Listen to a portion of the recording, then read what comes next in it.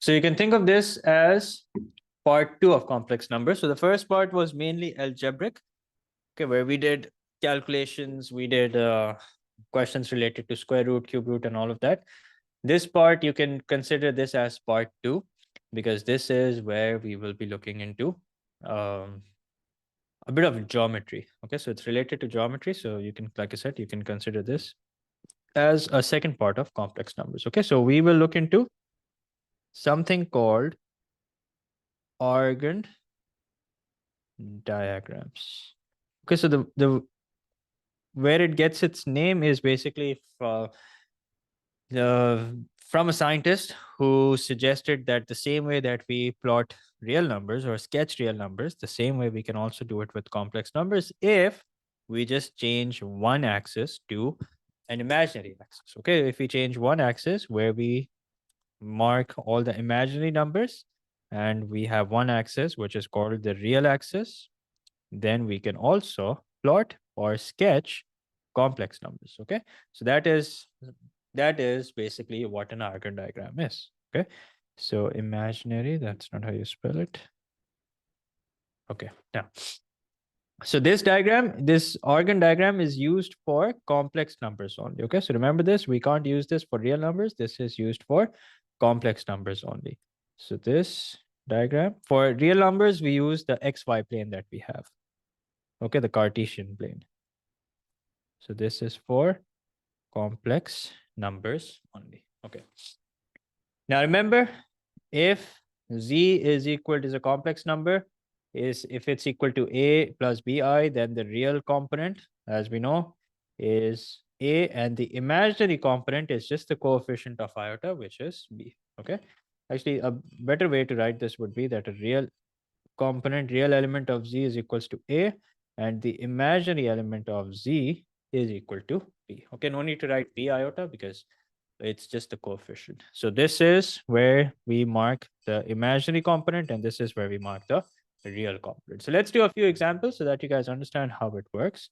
Some very basic examples. We'll see how we also sometimes use how we also sometimes take help from the concept of vectors over here. So if, let's say, you have a complex number z, which is equal to 2 plus 3 iota. Okay. Now, here's what that means. That means we can treat it as a point.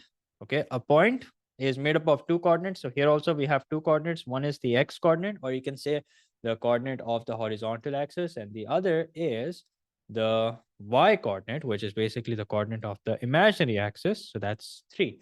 Okay, or you can also write it as a position vector OA, where the first value is the real component and the second value is the imaginary component. And how will we sketch this on an argand diagram? Here's how this works. Now, although, keep one thing in mind, that although it's a sketch that we're doing, but even if it's a sketch, we try and be as accurate as possible. So I would suggest, because sometimes you have to uh, solve questions with the help of your diagram. So I would suggest that, when you're marking values, try and use a scale and make sure that the distance is equal. Okay. So if there's a follow-up question where you have to use your diagram, then this will help you. Okay. So here, normally the grid that we have is a 1 centimeter grid. So you don't have to measure the distance horizontally, but vertically, but you will still have to measure the distance horizontally. So here's 1, 2, 3, 4. And here is also 1, 2, 3, 4. Okay. And 5. Now, if I want to mark A, so A is 2 plus 3 iota. That means if I want to go to A, I will move 2 units on the real axis. So 2 units on the real axis and 3 units on the imaginary axis. So that means this somewhere over here is where point A is going to be.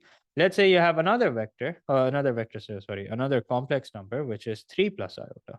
Okay, so we can call this B, where the coordinates are 3, 1, or we can also treat it as a position vector where the components are 3 and 1. So that means if you want to go to B, the way that you can do that is that you move 3 units towards the right, or 3 units on the real axis and 1 unit on the imaginary axis. Okay, so there you go.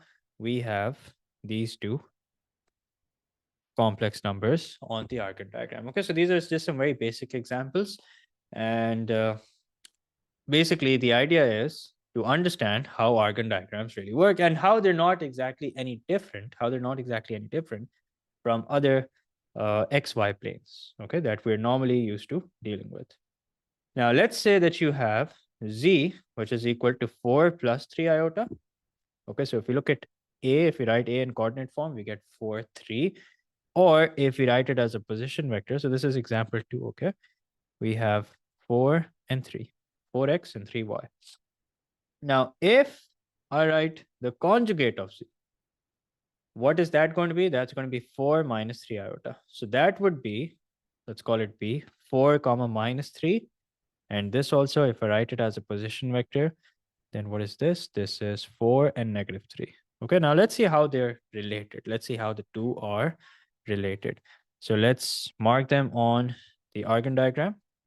Here it is. Remember what I said, try and be as accurate as possible. So here's 1, here's 2, here's 3, here's 4, here's 1, 2, 3. This is the real axis. RE is short for real. IM is short for imaginary. This is the imaginary axis, -1, -2, -3. So 4, 3, that means it's going to be somewhere over here. Okay, so that's basically Z. Okay, or you can call it A, whatever you call it, that's irrelevant. So this is basically Z. And 4 minus 3 is over here. So this is basically the conjugate. Now, there is a standard rule describing the relationship between Z and its conjugate, okay, between any complex number and its conjugate. And if you think about it, they are basically a reflection of one another along the real axis, okay, along the horizontal or the real axis. Okay, so let's write that down. So Z and Z conjugate are a reflection of one another along the horizontal, or in bracket, you can write real axis. Okay, there you go. Okay, now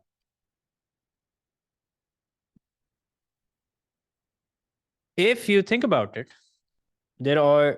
there's one way of expressing a complex number. Now that we are familiar with argand diagram. So what's the purpose of argand diagram? It basically helps us locate the complex number. Okay, so if you think about it, let's say this is a complex number. Okay, this is the real axis and this is the imaginary axis. Now, is it necessary to know the breakup or to know the real component and the imaginary component? Is that the only way that we can get to this complex number? The answer is no. You don't necessarily have to know A and B in order to get to the complex number. There are other possibilities as well. And what are the other possibilities? That's what we're going to talk about. So here's A and here is B. The other possibility is that instead of knowing what the real component is and what the imaginary component is, how about we are given just the distance from the origin, which is the magnitude of the complex number, okay? And we are given the angle that it's making with the horizontal axis, okay? The angle that it's making with the horizontal axis. So with this information, we should be able to express this complex number, okay? And that's where the modulus and argument form comes in, okay? This is something that we call the argument. We're going to talk about that. Modulus is something that you guys are already familiar with. So imagine that you have a complex number, which is equal to A plus B iota. How will I find out its magnitude?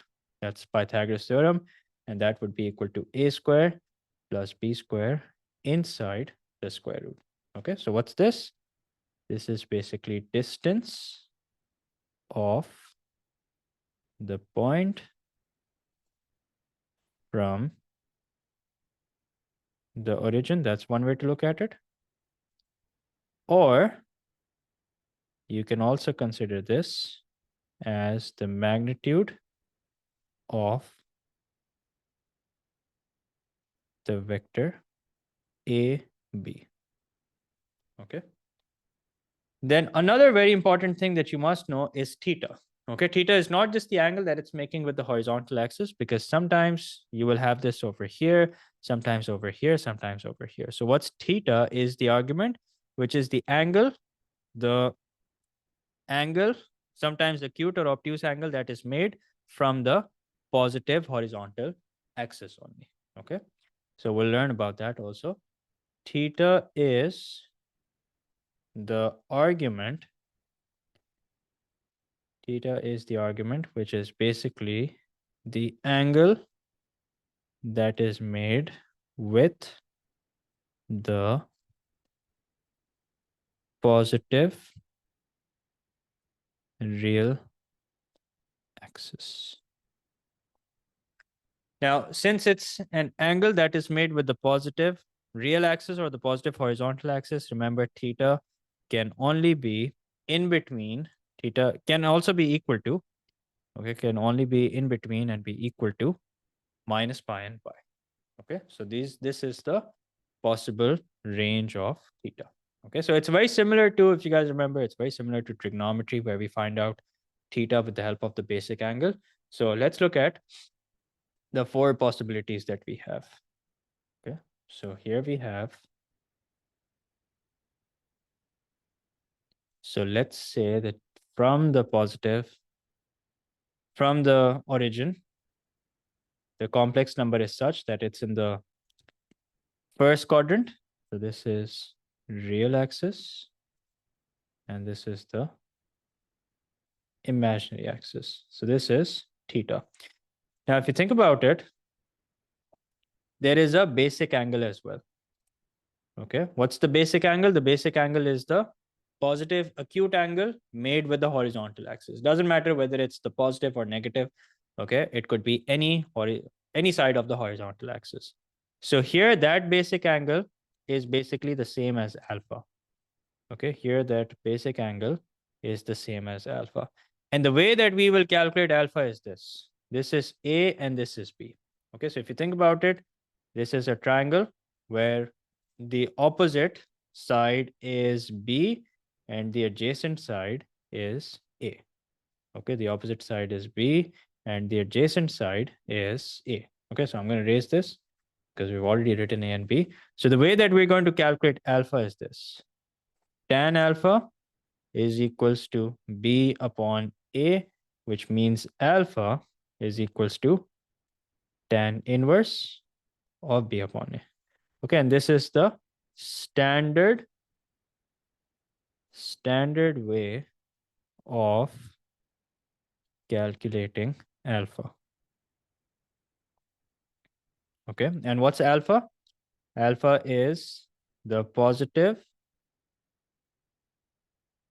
acute angle measured from the horizontal axis. Okay. Reflection. Okay, I just saw your message. Yeah, that is correct. Reflection on the real axis. Now, what are the four scenarios? Let's talk about that now. Okay, the four scenarios of the argument. So here's scenario number one. Scenario number one is, okay, so I keep, if I by accident label it as X and Y, okay, remember that's an accident. They're basically real and imaginary. It's just that we're used to labeling them as X and Y. So that's the reason. So let's say here's a complex number. Okay, it's in this direction, and this is Z. So here theta will be equal to what? Here theta will be equal to alpha. Okay, here theta will be equal to alpha. So this is A and this is B. So here theta will be equal to alpha, which means theta will be equal to tan inverse of B upon A. Okay. So this is scenario number one. Now there are altogether four different scenarios. And we're going to look into all four of them one by one. Now let's talk about scenario number two.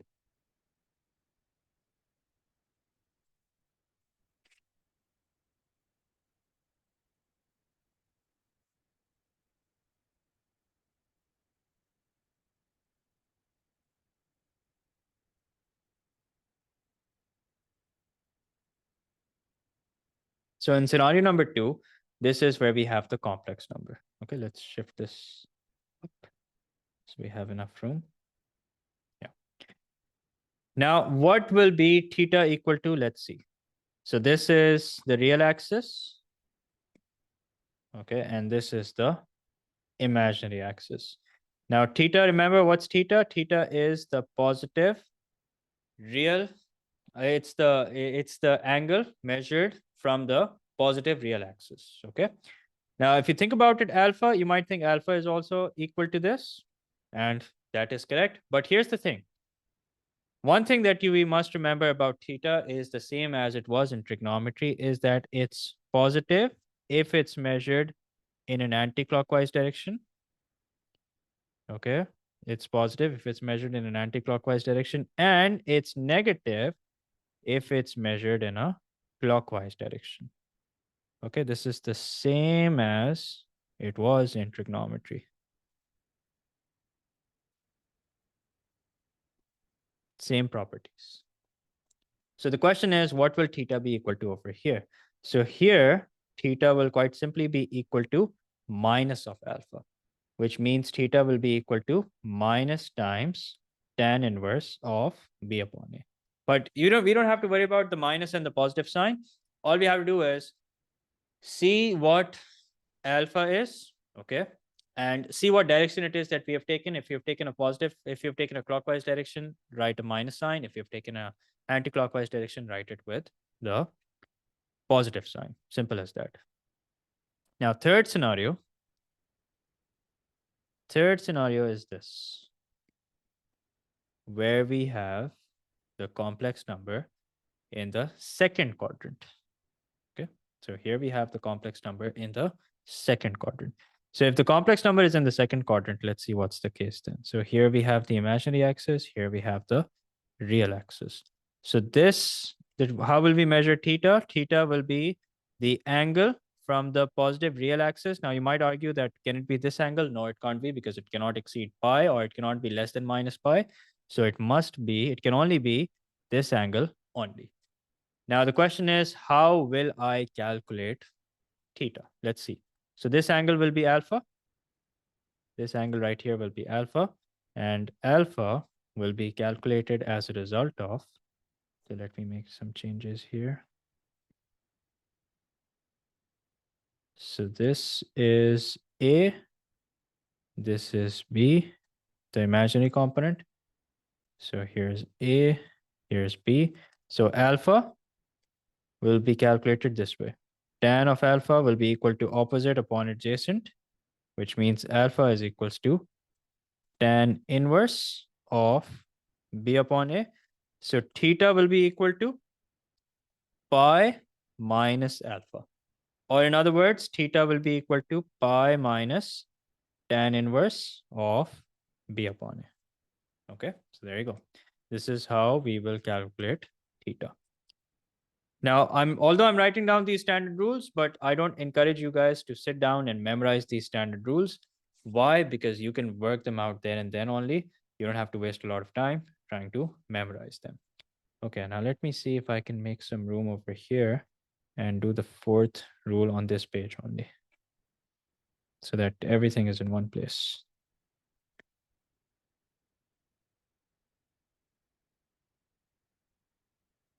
Okay, now the fourth possible scenario, let's do that over here.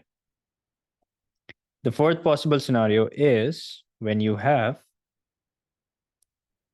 theta in the third quadrant. So I haven't gone in a specific order and just forgot -1. Yeah, that is correct. And inverse of b upon a. Thank you for pointing that out.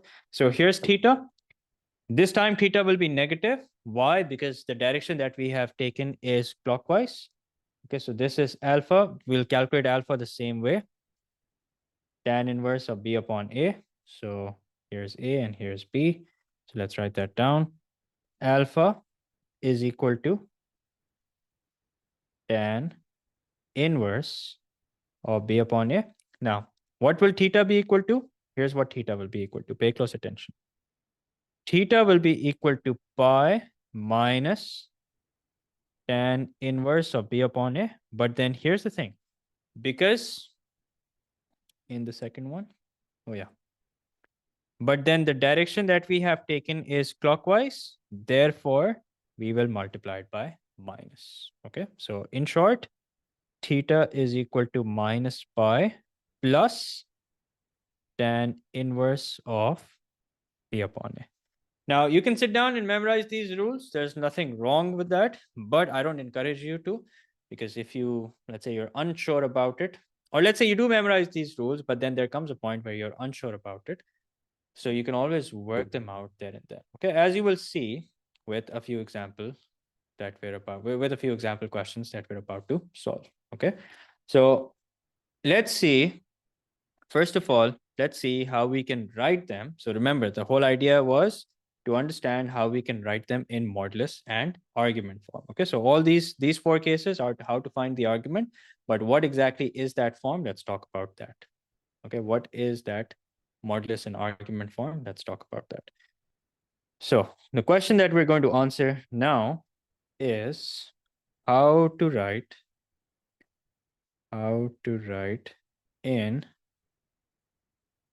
modulus argument form.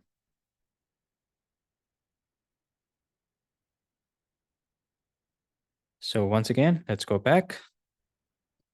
Let's see where this form comes from. So here we have our complex number. Okay. This is A. Let's make a straight line. This is B. So here's A, here's B, here is theta. Okay. Now what is Z equal to? Z is equal to A plus BI. Z is equals to A plus B iota. Now for a second, let's say that this modulus, okay, so we're calling the modulus for a minute to be equal to R. Okay, so let the modulus of Z equal to R. Okay. Now what we're going to do is we're going to see how we can rewrite A using R and theta. Okay, so we're going to see how we can rewrite A using R and theta. So here's what we can do. We know that this length is going to be equal to A. Okay. And this length is going to be equal to B. Now let's talk about A. A is the adjacent length, R is the hypotenuse length. So that means if I want to express A in terms of R and theta, here's what I can do. I can say that cos theta is equals to adjacent upon hypotenuse. So A is equals to R cos theta. A lot of people just memorize the format, but they don't see where it's coming from. So it's important that you see exactly where it's coming from.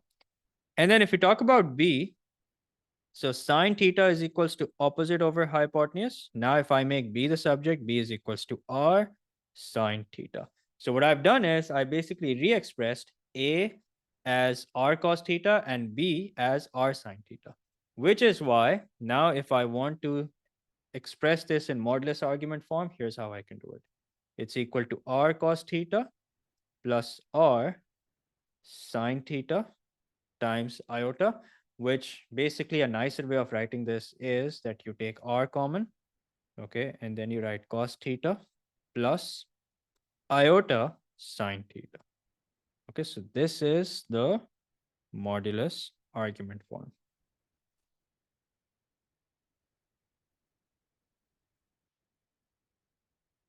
Okay, modulus argument form where R is the modulus of Z and theta, as we saw, is the argument of Z. Okay, now, if you guys have any questions, please let me know. Now let's do some example questions.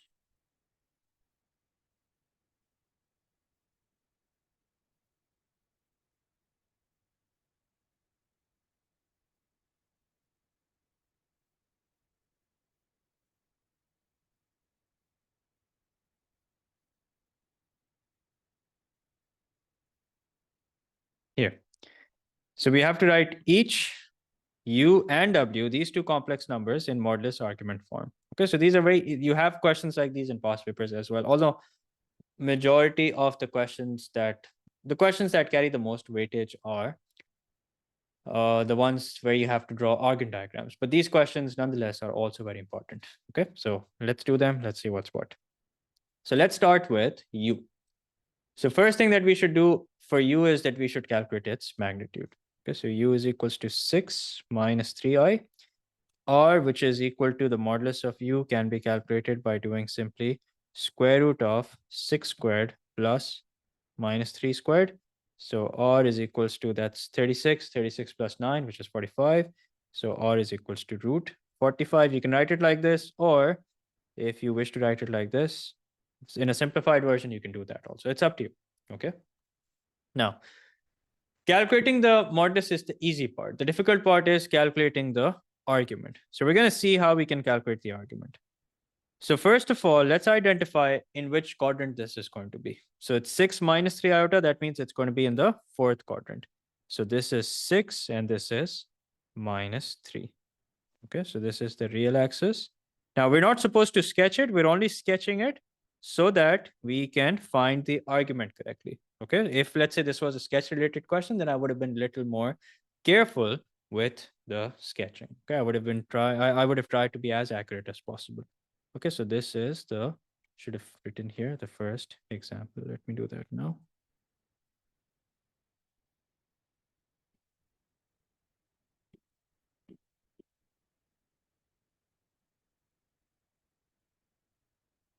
Okay, now what is the argument going to be? This is what the argument is going to be. It's going to be negative, okay, and it's going to be an acute angle. Now, so what we have to do is we have to find out alpha, which is the positive acute angle made from the horizontal axis. So what's alpha going to be? Here's what alpha is going to be. Tan alpha will be equal to opposite, which is 3 upon adjacent, which is 6. So tan alpha is equals to opposite upon adjacent. So that means, sorry, the other way around. Opposite would be 3, adjacent would be 6. Okay, so just have a look here. This is the adjacent, which is 6. This is the opposite, which is 3. So that means alpha is equals to tan inverse of 3 upon 6. Make sure that your calculator is in radian mode. Okay, why is that? That's because notice that the range that we were given for theta is from minus pi to pi. That means it's an angle which is measured in radians. Now, what about the argument? As you can see, theta will be equal to minus of alpha. So you can write this, if you want to write this in decimal, you can do that. Make sure that your calculator is in radian mode. Like I said, tan inverse of 3 upon 6. So theta is equal to minus 0.464, correct to 3 significant figures. Okay, now that we have enough information, we can go ahead and express this complex number in modulus argument form. So this complex number z in modulus argument form is going to be the following. It's going to be 3 root 5 into cos of theta, which means cos of minus 0.464 plus sine of theta, which means sine of minus 0.464. And it's best to write iota before sine. Okay. So remember, this is the form r cos theta plus iota sine theta. So all you have to do is replace r with r, the modulus, and theta with the argument. Okay. Now, keeping this concept in mind, let's do the second question where we have to express w in modulus argument form. So w is equals to minus 7 plus 5 iota. Let's see what the deal over here is. Once again, let's make a rough sketch. So the sketch helps us in determine in which quadrant it's going to be in. It's going to be somewhere over here. So this is w. Okay. This is minus 7 and this is 5. And what about theta? This is what theta will be. Okay, and this is what alpha will be. So first, let's start with the argument. So argument would be equal to square root of 7 squared plus 5 squared, which means 49 plus 25. Let's see what that is equal to. That's equal to 74. I don't think we can simplify it. Yeah, we can't simplify 74. So there you go. Now, let's talk about theta. So theta would be equal to pi minus alpha. Okay, I mean, it's going to be positive. Why? Because we're measuring it in a clockwise direction. So this is pi and this is alpha. So now let's focus our attention towards finding alpha. Tan alpha would be equal to opposite upon adjacent. So the opposite would be 5, the adjacent would be 7. So tan alpha would be equal to 5 upon 7, which means alpha is equals to tan inverse of 5 upon 7. I'll just write down the answer directly, which is 2.52 radians.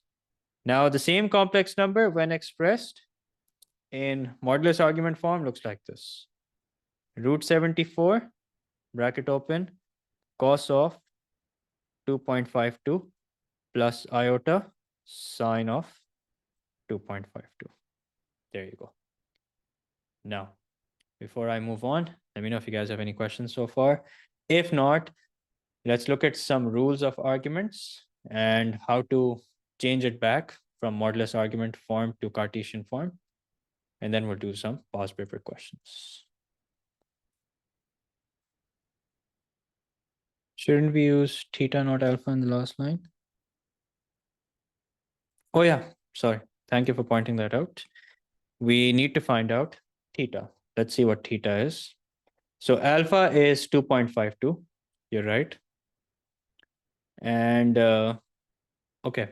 So what I've done is, sorry, my bad. What I've done is, this is basically theta. I've accidentally written it as alpha. This is theta. Okay. So alpha would be equal to tan inverse of 5 upon 7. So I've just written the answer directly, which is, I think, what's causing the confusion and the fact that I wrote this as alpha accidentally. So this is theta. This is this value. If you want to find out the value of alpha, I'll work it out. Tan inverse of 5 upon 7, that's 0.620. Okay, and then if you do pi minus the answer, so that's 2.52. Okay, so it is written as theta only, and it was theta. The only difference is that I accidentally wrote it as alpha, but nonetheless, thank you for pointing that out.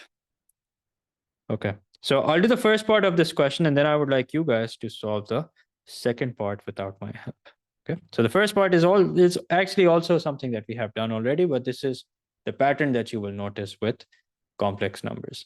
So the first part is that without using a calculator, express the complex number in the form of so and so. So you guys know what to do over here. We have to divide the two complex numbers, which means we multiply the 2 by the conjugate of the denominator. So 1 plus 2 iota over 1 plus 2 iota. Okay. Now 2 into 1, that's 2. 2 into 2 iota, that's going to be positive 4 iota. 6 iota into 1, that's 6 iota, plus 12 iota squared, which we will see is equal to minus 1. And in the denominator, if you guys remember the standard rule, it's going to be 1 squared plus 2 squared. Okay, why? Because iota squared becomes minus 1, and then the identity changes to a squared plus b squared. So 2 squared is, iota squared is minus 1. So this is going to be minus 12. 2 minus 12 is minus 10, sorry, not with iota, plus 10 iota, divided by 1 plus 4, which is 5, which means we can further simplify it and write it as minus 2 plus 2 iota. Okay, now hence, without using a calculator, express this in the form of so-and-so. Now, even though it says without using a calculator, feel free to use a calculator. Just make sure that you show you're working. Okay, the only part that you have to do without using a calculator is tan inverse of whatever it is that you get. So you can use a calculator, the examiner won't know. So go ahead, and I want you to write this minus 2 plus 2 iota in this form. Or cos theta plus iota sine theta. Okay, I'll give you guys 2 minutes. That's more than enough. Let me know when you have the answer.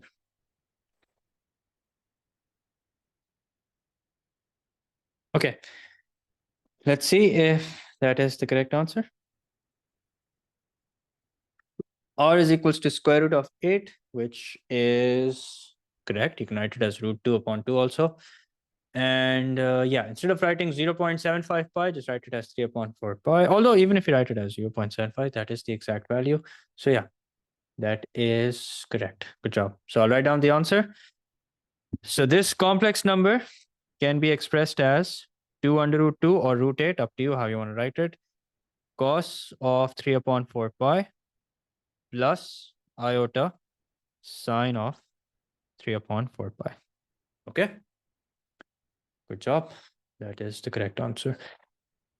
Now, before we do the next set of past paper questions, there are some rules that we have to follow. So if you remember, there were some rules related to logs. Just like that, there are some rules related to the argument over here. Okay, if you remember, the rules are actually very related. There were rules related to the argument of logs. Here also, there are rules related to the argument. Okay, so these are some argument rules that we have. Now, what are these rules? Let's see. The first rule is the product rule. Okay, now what's the product rule? When you are multiplying two complex numbers, okay, so if two complex numbers are being multiplied, then what happens to their argument and their magnitude? Okay, so let's look into that. So as far as the magnitude is concerned, here's what I want you guys to remember. The magnitude of Z1 into Z2 is actually equal to the magnitude of Z1 multiplied by the magnitude of Z2, meaning that their combined magnitude, Z1 times Z2, whatever the complex number turns out to be, its magnitude is going to be the same as the magnitude of Z1 multiplied by the magnitude of Z2. When we do example questions, you'll see what I'm talking about. Okay. Now, what about the argument? What about the argument? So the combined argument, okay, so let's write that down over here. The argument, which we're going to now refer to as arg only, okay? The argument of Z1, Z2 will be equal to the argument of Z1 plus the argument of Z2, okay? So once again, we'll try and understand this with the help of an example number as well, with an example as well. Now let's talk about, this was the product rule. Let's talk about the quotient rule. So let's see what that is. Quotient. Quotient is when two complex numbers are being divided. When you have something like this, a complex number divided by another complex number, okay? So let's see what happens to their magnitude. Let's switch the color. So the magnitude of Z1 upon Z2 will be equal to the magnitude of Z1 divided by the magnitude of Z2 divided by the magnitude of Z2. Again, we will put this to the test in a minute. So basically this means that Z1 divided by Z2, their combined magnitude, can basically be worked out by finding out the magnitude of Z1, okay, and dividing it by the magnitude of Z2. Okay. What about the argument? The magnitude rules are pretty straightforward, which is why this is mainly focused on the argument rules. So as far as the argument is concerned, the argument of Z1 divided by Z2 will be equal to the argument of Z1 minus the argument of Z2. Okay, so let's put this to the test. Okay, let's put this to the test. So we had over here 2 plus 6 iota divided by 1 minus 2 iota. Okay, so let's call this Z1. Let's call this Z2. Okay, so we saw that the magnitude is equals to root 8 or 2 under root 2. And we saw that the argument was equal to 3 upon 4 pi. Okay, so let's keep this in mind and let's put this to the test. So if I want to find out the magnitude, here's what I can do. I can find out the magnitude of the complex number in the numerator, which would be 2 squared plus 6 squared, divided by the complex number in the denominator, which would be 1 squared plus 2 squared. So 2 squared plus 6 squared, that's 36. 36 plus 4, that's root 40, divided by root 5, which is equal to what? 40 upon 5 is 8, which is equal to root 8, which is in fact is equal to 2 root 2. Okay, so you can see the rule proves to be absolutely true. Now let's talk about the argument. So if I want to find out the argument, I will have to first find out the argument of 2 plus 6 iota, meaning although this is not a recommended way, but we're just putting the rule to the test over here. Okay, why? Because we'll have to sketch it, see what the argument is. So the argument of 2 plus 6 iota, let's call it Z1, is going to be the same as alpha. So that means the argument of Z1 is going to be the same as alpha, which means tan inverse of, so here's 2 and here is 6, opposite upon adjacent, which means 6 upon 2. So tan inverse of 3, let's work that out. Tan inverse of 3 is equal to,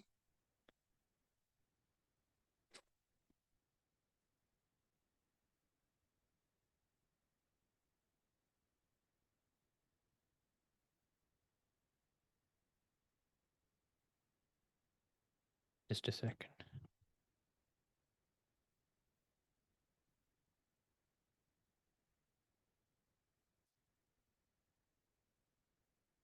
$1.249.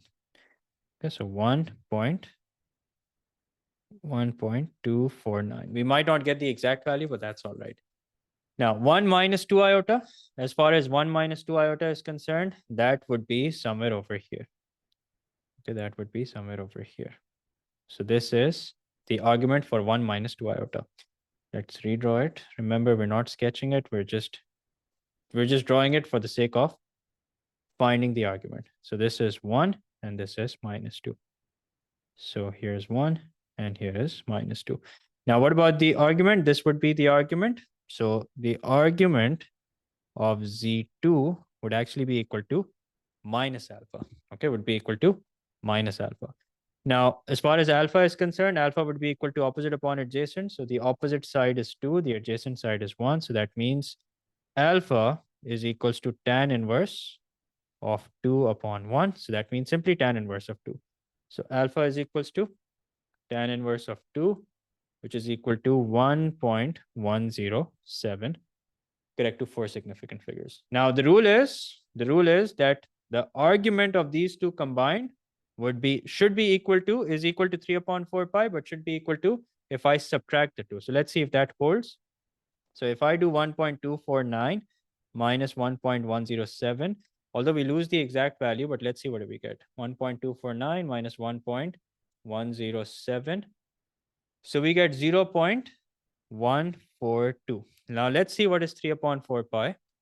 So if you work out 3 upon 4 pi, okay, wait a minute. I think I have made, okay, sorry, my bad. This was supposed to be minus, yeah, theta was supposed to be minus alpha, minus 1.107. So eventually this will become plus. So let's see what happens if this is in fact equal to 3 upon 4 pi. So 1.249 plus 1.107. And yes, it's exactly equal to whatever 3 upon 4 pi is equal to. Although we do lose some decimal places because we had to round off our answer, but the rule is absolutely correct. Okay. This is approximately equal to 3 upon 4 pi. Okay, now there are two more rules that we need to write down. Let's write those down. Rule number 3 is the power rule. When you have a complex number which is raised to a certain power, like for example, Z1 raised to the power of n. Now, as far as the magnitude is concerned, the magnitude of Z1 raised to the power of n is equal to the magnitude is basically the same. Okay, so let's write it this way, that the magnitude, let's write it this way.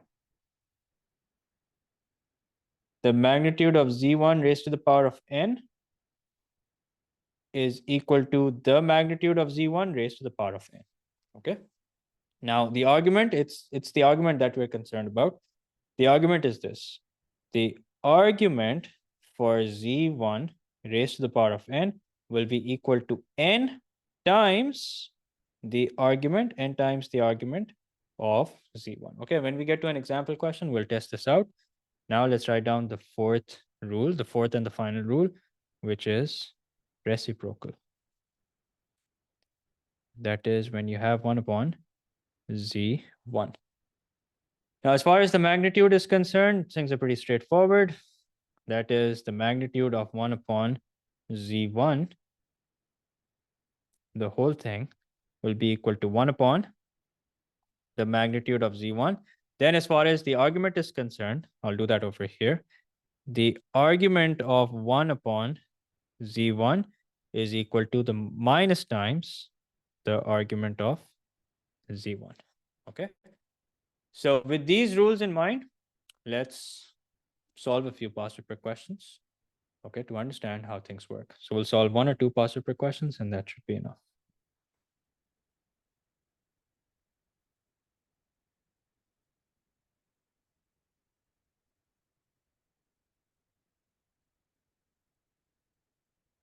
Okay, so here's a question.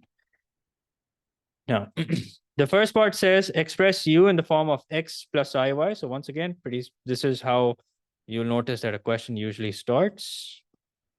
Let's do that. I'll save some time and do it directly. So it's 7 plus iota over 1 minus iota into 1 plus iota over 1 plus iota. Okay, as far as the answer to part A is concerned. Now, like I said, I'll do this directly. We'll save some time. So this, after simplifying and everything, should result into 3 plus 4 iota. Yeah, let me make sure of that. Yeah, after simplifying and everything is equal to 3 plus 4 iota. Okay. Now part B. Part B says sketch on shown a sketch of an argand diagram, the points A, B, and C represented by U, 7 plus iota, and 7 minus iota. Okay, so what we have found is U, which is 3 plus 4 iota. So we need to show U, 7 plus iota, and 1 minus iota. So remember what I said, that even though it's a sketch, try and be as accurate as possible. You will have plenty of space given to you. So notice that we have a lot on the positive side of the horizontal axis, but practically nothing on the negative side. So we'll draw our x and y axes accordingly. We'll keep a lot of room on the positive side and no room on the negative side. And the maximum real value is 4. Yeah. So here's 1, 2, 3, 4. Here's minus 1. And like I said, try and be as accurate as possible. Okay, so U is 3 plus 4 iota. So that means here is U. Here it is. This is U. Then we have 7 plus iota. So that's going to be here. Here it is, 7 plus iota.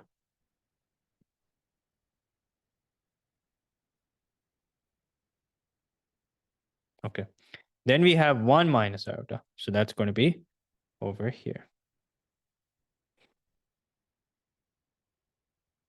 Okay, now, so we get how many marks for this? We get 2 marks for this. All right.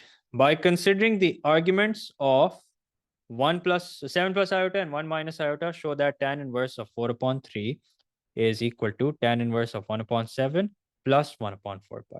Okay, now this is something very important. So basically what we have to do is we have to find out the arguments. We have to consider the argument of 7 plus iota and 1 plus iota and show that this is something that holds to be true.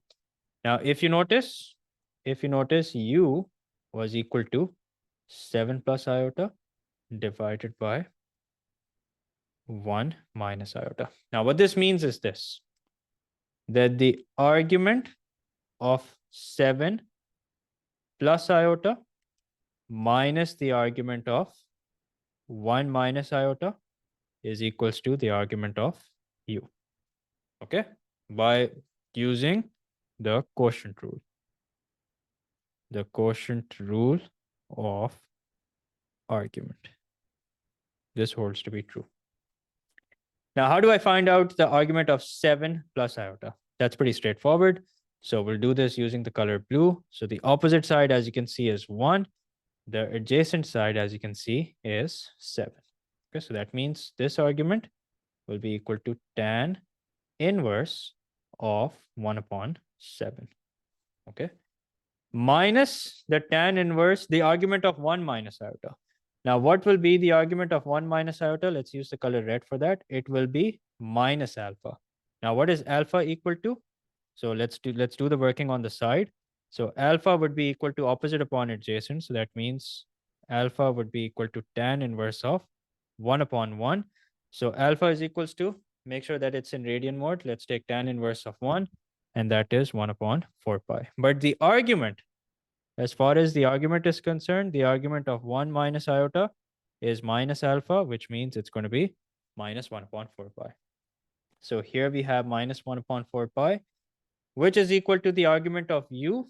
And what's the argument of u going to be? Let's use a different color for that. This is the argument of u. The opposite side over here is, as you can see, 4. The adjacent side over here, as you can see, is 3. So that means it's going to be tan inverse of 4 upon 3. So this would be equal to tan inverse of 4 upon 3. And you can see that we have shown exactly what was given to us in the question. So tan inverse of 4 upon 3 is in fact equal to tan inverse of 1 upon 7 minus becomes plus 1 upon 4 pi. And you'll find questions like these very common in past papers, and there's a standard way of solving them, and that is you have to use the rules of argument. Okay, now if you have any questions, do let me know. If not, then let's do another question. Okay, and this will be the last question, and here it is.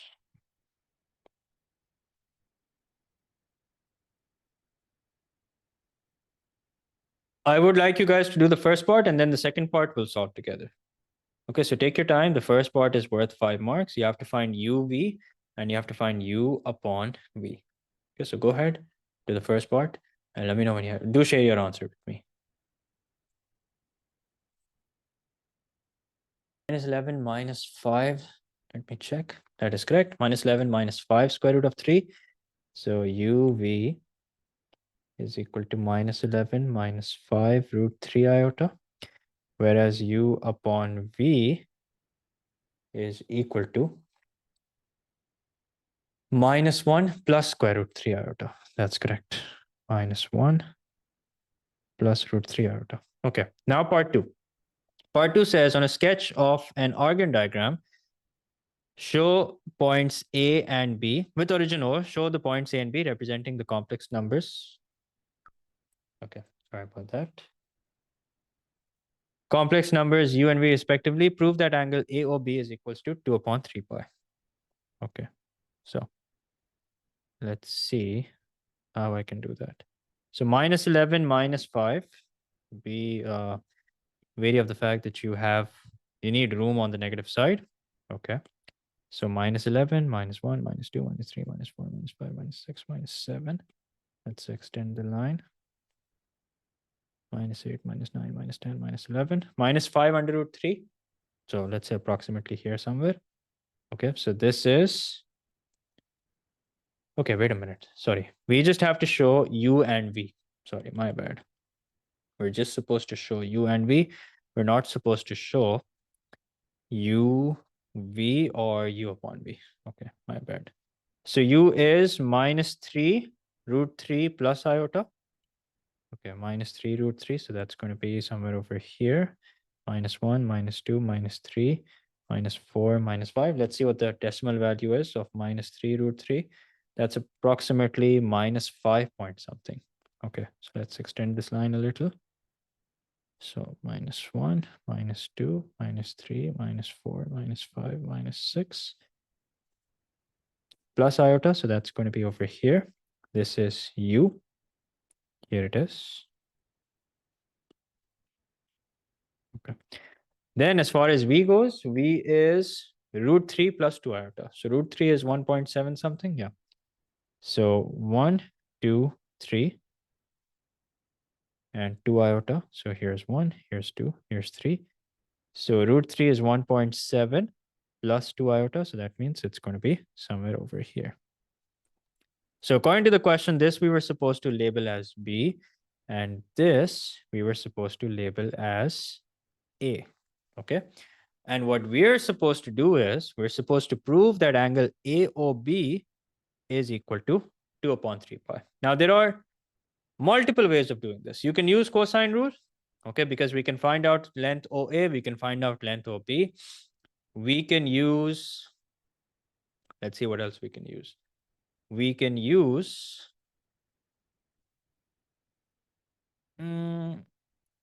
we can use trigonometry as well, okay? But the safest is, yes, the safest is the argument, okay? And here's what we can do. We can actually, instead of doing argument of A minus argument of B, okay, here's what we can do. Okay, but first let's see why we can do that, why we can do what you just suggested. So this is going to be the argument, let's call it theta 1, okay, the argument of A. So angle AOB, which by the way is just this angle in between, is equal to the argument of A, or you can say the argument of U, that's what it was, right? Minus this argument. Okay, so I'm going to try and color code it. Let's call it theta 2 minus the argument of V. That's what it was. Yeah. So basically, it's argument of U minus the argument of V. Now, when do we do this? We do this when we have U upon V. Okay, so U upon V, if let's say we were finding out, the argument of U upon V, this is what we would have done. Argument of U minus the argument of V. Now, finding out their arguments individually and then subtracting them is difficult. So instead, what we're going to do is, we know that this is the same as the argument of U upon V. And notice that the question has already made us find out U upon V, okay, which is minus 1 plus root 3 iota. So that's what we're going to do. We're just going to find out the argument of this complex number, and that should be 2 upon 3 pi. Let's see if that's the case or not. Minus 1 plus 3, so we're going to make a very rough sketch. Minus 1 is somewhere over here.